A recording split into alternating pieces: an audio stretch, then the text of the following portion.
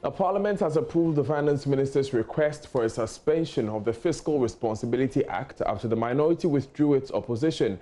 The act says the Finance Minister should be censured and removed from office if the country's budget deficit hits more than 5% of GDP, unless under extraordinary circumstances. The minority had served notice it will trigger processes for the minister to face sanctions, but today the House approved a suspension of the act without any objection. Minority Leader Haruna Idrisu tells JoyNews the minister should be forgiven because of COVID-19, but he says new figures from the IMF show the minister breached the act last year and cannot be forgiven.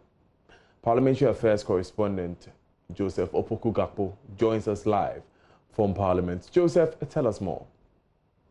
So let me read to you briefly the conclusion as was captured in the report of the Committee on Finance that got approved earlier today, which essentially means that the House has approved the Finance Minister's request for the said waiver. It says the committee has observed that the COVID-19 pandemic and unforeseen economic condition has adversely affected every aspect of economic activity and created uncertainty as well as weakened economic growth. And it goes on to say this has resulted in an expected deficit of 11.7% of GDP.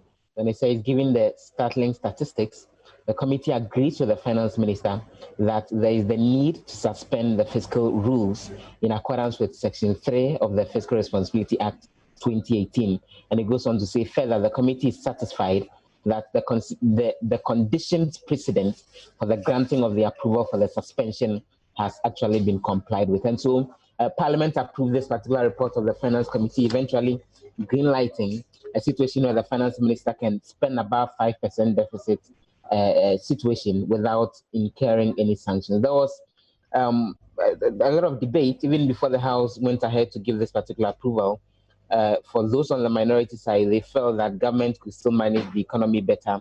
Haruna Idrisu, as you rightly indicated, was drawing attention to what he says has been revelations in subsequent documents that they've gotten from the IMF that even last year, the said act in question was breached to a certain extent. And he says that should be looked at. And Kweku Kwating, who is the Deputy Finance Minister, an MP for Boise East, who also contributed to the debate, made the point that government has been ensuring prudent expenditures, even despite the COVID-19, and they would continue to do that going forward as well.